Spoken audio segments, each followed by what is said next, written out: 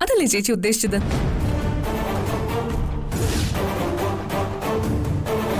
അത് തന്നെ.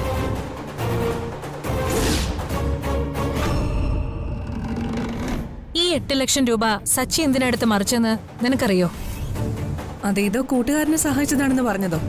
അതെ, സഹായിച്ചതൊക്കെ തന്നെ. അത് പക്ഷേ കൂട്ടുകാരനെ അല്ല, അവന്റെ ഭാര്യ സഹോദരനെ. ഭാര്യ സഹോദരൻ എന്ന് പറയുമ്പോ ആ അനൂപിനെയോ? അനൂപിനെ തന്നെ. സച്ചി അനൂപിന്റെ വലിയ കടബാധ്യത തീർത്തു കൊടുത്തു. ആ നന്ദിയാ മീര എന്നെ ഫോൺ ചെയ്ത് പറഞ്ഞത്. നിനക്ക് മനസ്സിലായില്ലല്ലേ?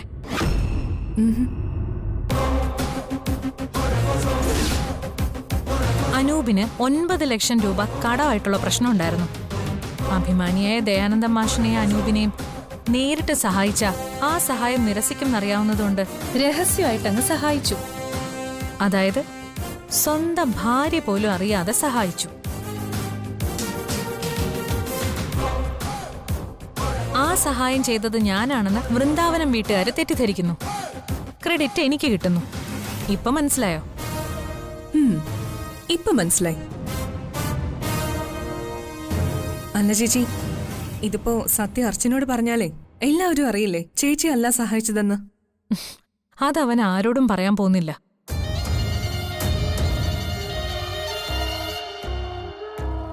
എന്റെ വിഷമം അതല്ല. ഇങ്ങനൊരു ഭീമമായ കട അനൂപിനുണ്ടെന്ന് നേരത്തെ അറിഞ്ഞിരുന്നെങ്കിൽ അത് വെച്ച് നമുക്കൊരു കളി കളിക്കായിരുന്നു.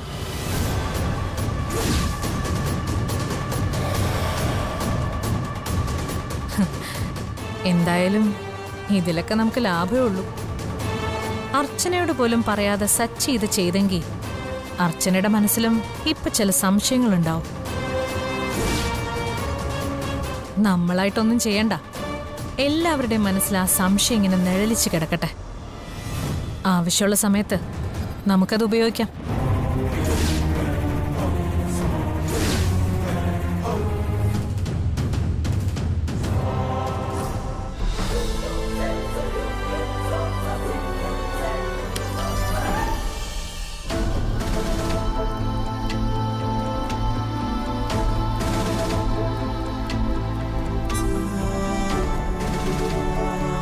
May I come in sir? അതെ ജോൺ. യെസ്. പിന്നെ ഇല്ലില്ല, വരും.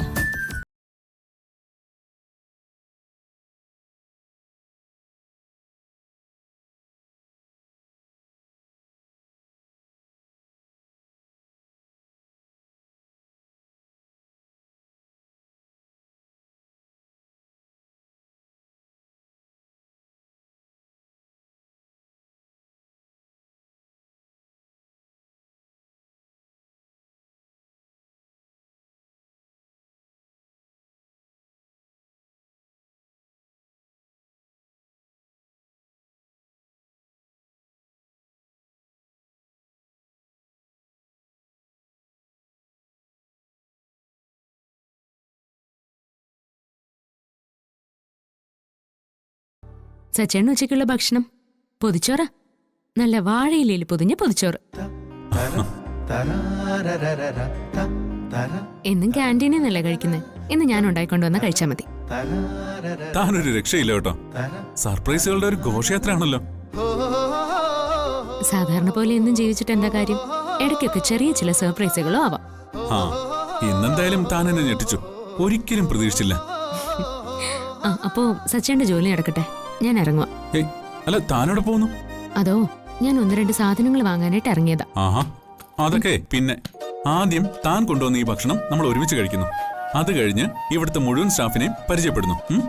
എന്നിട്ട് കുറച്ചു നേരം ഇവിടെയൊക്കെ ചുറ്റിയടിച്ച് നടന്നിട്ട് പോയാൽ മതി. ആദ്യമായിട്ടല്ലേ ഇവിടെ വരുന്നേ. അപ്പോ എല്ലാം ഒന്ന് കണ്ട് മനസ്സിലാക്ക്.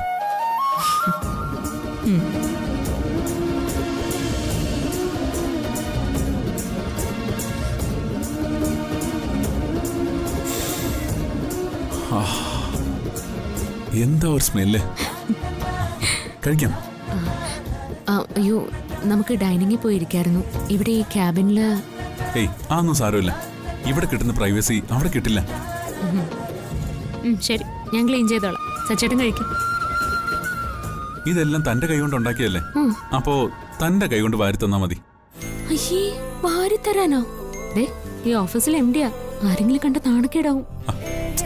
അത് സാരമില്ല, തന്റെ മുന്നിൽ തന്റെ ഭർത്താവല്ലേ, തനിക്കിപ്പോ പറ്റുമോ ഇല്ലയോ? ആ,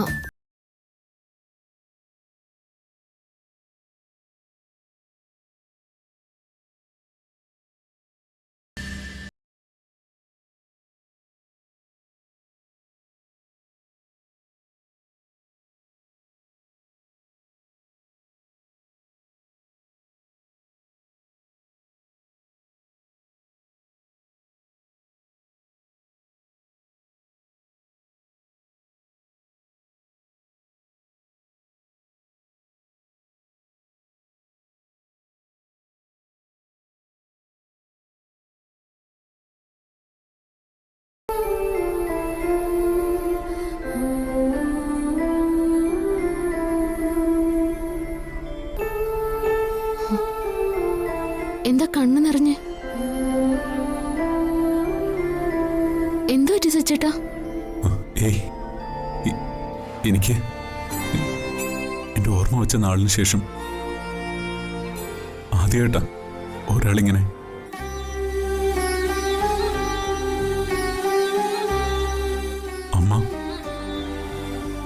അമ്മ എനിക്ക് വാരി തന്നിട്ടുണ്ടായിരിക്കാം, പക്ഷെ അതൊന്നും എനിക്ക് ഓർമ്മയില്ല.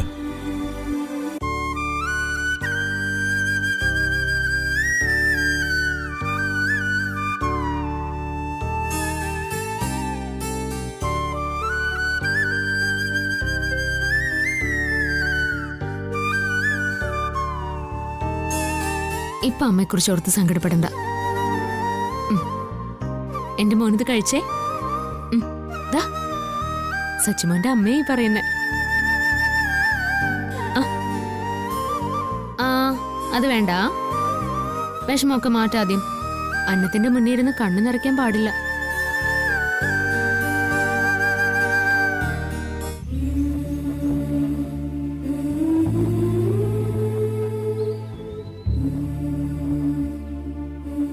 വിഷമം മാറിയോ?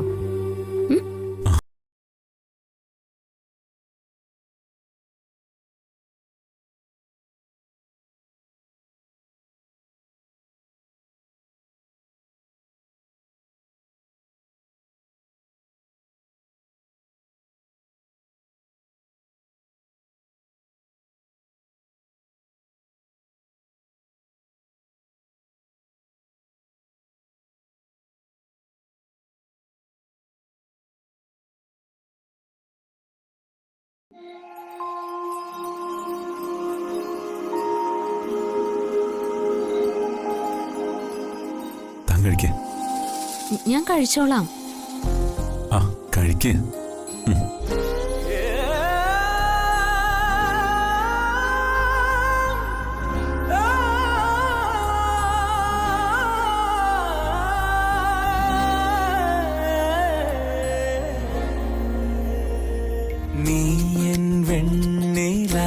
കാതിൻ തേൻമഴ എന്നിൽ പെയ്യും മഞ്ഞല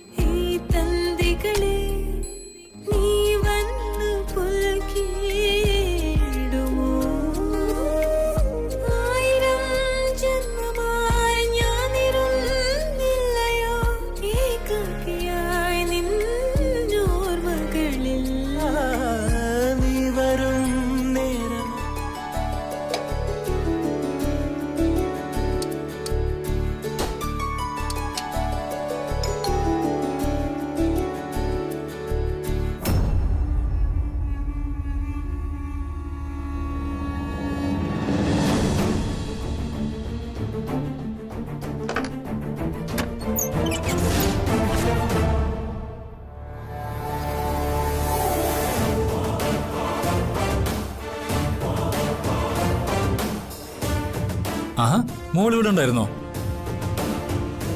നിങ്ങൾ എന്തിനാ ഇങ്ങോട്ട് വന്നേ? അതൊക്കെ പറയാം. ഇവിടെയുള്ള ബാക്കി ആൾക്കാരൊക്കെ അവിടെ പോയി. ഇവിടെ ആരുമില്ല. ആരുമില്ലേ? അത് നന്നായി. അല്ലെങ്കിൽ ഞാൻ വന്നത് തന്നെ കാണാൻ വേണ്ടിയാ. അവരൊക്കെ വരുന്നതുവരെ നമുക്കിങ്ങനെ ഒന്ന് രണ്ടും സംസാരിച്ചിരിക്കാം. എനിക്ക് നിങ്ങളോടൊന്നും സംസാരിക്കാനുമില്ല, നിങ്ങൾ പറയുന്നൊന്നും കേൾക്കാൻ സമയവുമില്ല. ഒന്ന് പോയേ. അടക്കല്ലേ അടക്കല്ലേ അടക്കല്ലേ. എന്താ?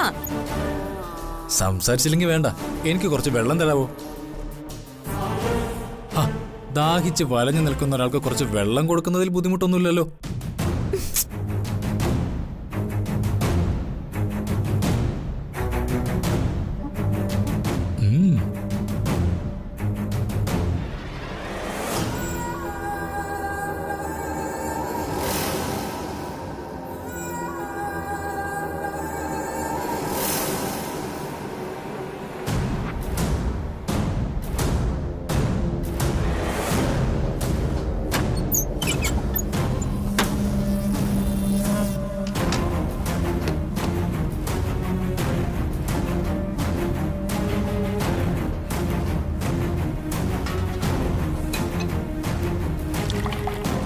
നല്ല വീട്.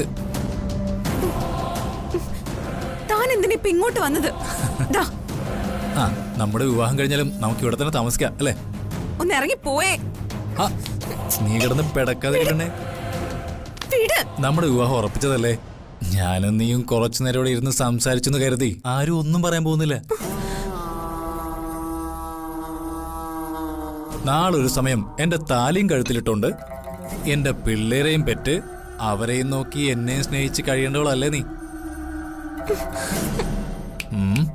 ഓ, അതിനെ കുറിച്ച് എനിക്ക് കുറേ സ്വപ്നങ്ങളൊക്കെ ഉണ്ട്. അതൊക്കെ സംസാരിച്ച് കുറച്ചു നേരം ഇരിക്കാം. സ്വപ്നങ്ങളൊക്കെ സ്വയം കണ്ടാ മതി. നിന്റെ താലി കഴുത്തിലിടാനും നിന്റെ പിള്ളേരെ പെറ്റ് പോറ്റാനും നിന്നെ സ്നേഹിക്കാനും ഇപ്പോഴേ നീ വേറെ ആളെ നോക്കിക്കും. അതിന് ഈ ആദരെ കിട്ടില്ല. പോ പുറത്ത്. ഓ, ഞാനങ്ങ് പേടിച്ചു. എടി, നിന്നെ കെട്ടിയെടുക്കാൻ എനിക്ക് കൊതിയൊന്നും ഉണ്ടായിട്ടല്ലടി. ഒരു മോഹം നിന്നോടല്ല, പൈസയോട്. നീ മറ്റവനെ സ്വപ്നം കണ്ട് നടന്നോ, എനിക്ക് ഒരു പരാതിയില്ല. വിവാഹം കഴിഞ്ഞിട്ട് നീ ആരുടെ കൂടെ വേണമെങ്കിലും പൊക്കോ. വേണമെങ്കിൽ നിന്റെ ആ കാമുകന്റെ അടുത്ത് ഞാൻ കൊണ്ടുവന്നാക്കി തരാം. ഞാൻ ഇത്രയൊക്കെ ഓഫറൊക്കെ പറഞ്ഞിട്ടും നിന്റെ മുഖത്ത് ദേഷ്യഭാവമാണല്ലോ. ഇങ്ങോട്ട് വന്നേ, അങ്ങനെ പോയാലോ? ചേട്ടൻ പറയട്ടെ. അതെന്ത് പോക്കാമോളെ? ചേട്ടൻ ഇത്രയും ദൂരം കഷ്ടപ്പെട്ട് നിന്നെ കാണാൻ വന്നിട്ട് നീ ഇങ്ങനെ മൈൻഡ് പോലും ചെയ്ത് പോയാലെങ്ങനെ? അവിടെ അടങ്ങി നിക്കടി.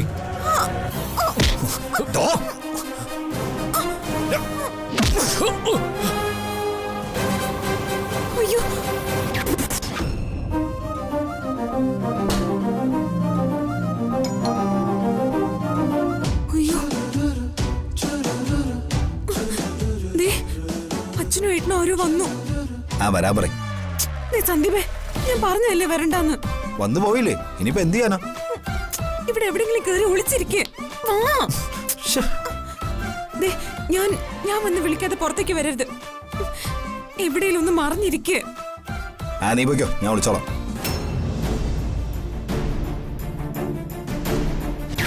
അയ്യോ സന്ദീപേ,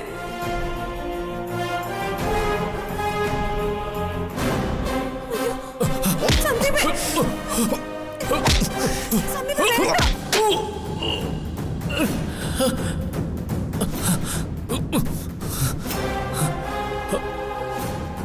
സന്ദീപേ, അയ്യോ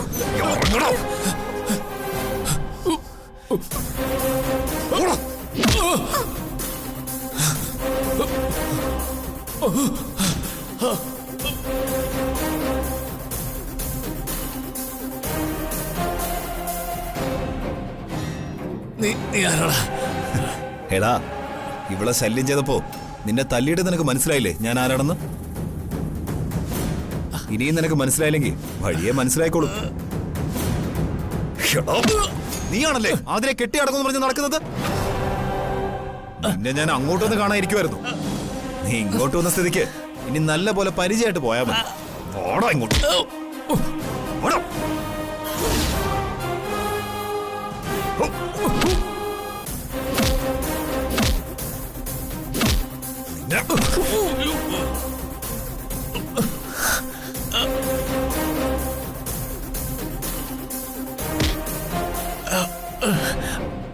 ഞാനൊരു നട്ടലില്ലാത്ത ഒരുത്തനാണെന്നാ പലരുടെയും കമന്റ്. വേണ്ടപ്പെട്ടവർക്ക് വേണ്ടി അവരുടെ മനസ്സ് വിഷമിപ്പിക്കാതിരിക്കാൻ വേണ്ടി പലപ്പോഴും മൗനമായി നിന്നിട്ടുണ്ട് ഞാൻ. ഒന്ന് അടക്കി പിടിച്ചതൊക്കെ ഇന്ന് നിന്നോട് തീർക്കാൻ പോവുകയാണ് ഞാൻ. ഇതിപ്പോ ഞാനൊരു മണഗുണാഞ്ചനല്ലെന്ന് ഇവളുടെ മുന്നിലെങ്കിലും എനിക്ക് തെളിയിക്കട്ടെ.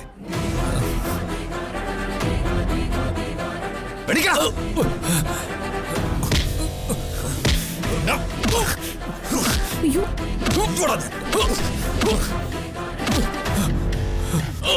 സന്ദീപേ, സന്ദീപേ, മതി, വേണ്ട. ഇപ്പൊ ഹാപ്പി ആയോ? അങ്ങനെ ചോദിച്ചാ അല്ലല്ലേ?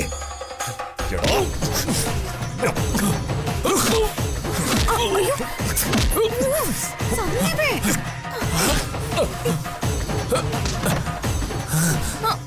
മതി മതി മതി മതി. ഇപ്പൊ എങ്ങനെ, ഹാപ്പിയാണോ?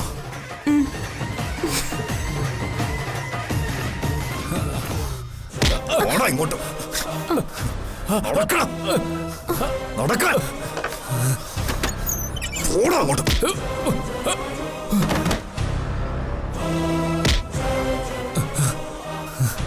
ഇനി മേലിൽ അതിനെ ഏതെങ്കിലും വിധത്തിൽ ശല്യപ്പെടുത്തിയത് ഞാൻ അറിഞ്ഞ ഇതുപോലെ രണ്ടു കാലം നീ എഴുന്നേൽക്കില്ല. നിനക്കവളെ താലി കെട്ടണം അല്ലടാ. ഇനി ഞാൻ നിന്നെ അടിച്ചാ ചിലപ്പോ നീ ചത്തു എന്ന് വരും.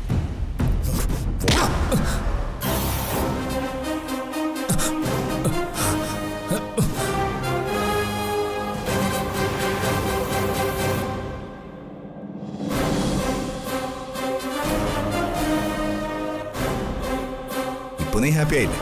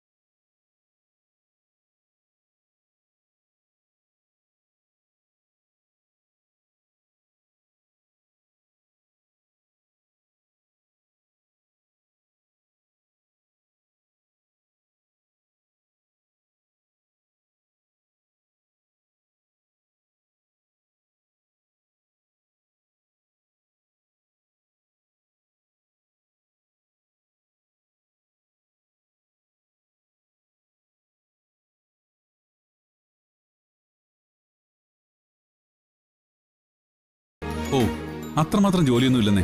താൻ ഇരിക്കേ, ഇരിക്കടോ. ആ അല്ല, സന്ദീപ് എവിടെ? അവനെ ഞാൻ രാവിലെ കുറെ ട്രൈ ചെയ്തു, കിട്ടിയില്ലല്ലോ. വിവാഹം കഴിഞ്ഞ ശേഷം ഇതുവരെ ഈ ഓഫീസിന്റെ പടി ചവിട്ടിയിട്ടില്ല അവൻ. അവൻ രാവിലെ ഏതൊരു ഫ്രണ്ടിനെ കാണണമെന്ന് പറഞ്ഞ് പോകുന്ന കണ്ടു. ആ, ഫ്രണ്ടിനെ കാണാൻ തന്നെയാണോ? പിന്നല്ലാതെ എവിടെ പോവാന്? എടോ, സന്ദീപിന്റെ ആതിരയുടെയും വിവാഹം കഴിഞ്ഞെങ്കിലും അവരെ കൂടുതൽ സമയം ഒറ്റയ്ക്ക് വിടണ്ട. താലി കെട്ടിയെന്നേ ഉള്ളൂ. എതിർപ്പുകളൊക്കെ അങ്ങനെ തന്നെ ഇപ്പോഴും തുടരുന്നുണ്ട്. അതുകൊണ്ട് താനിത് ആതിരയോട് പറയണം. ഒന്നാമത് ഈ പ്രേമിക്കുമ്പോ ഭയങ്കര ധൈര്യ. ആണോ? ആ പിന്നല്ലാതെ. കൂടെ സ്നേഹിക്കുന്ന ആളുണ്ടെങ്കിൽ എന്തും ചെയ്യാനുള്ള ധൈര്യം കുറച്ച് കൂടുതലായിരിക്കും.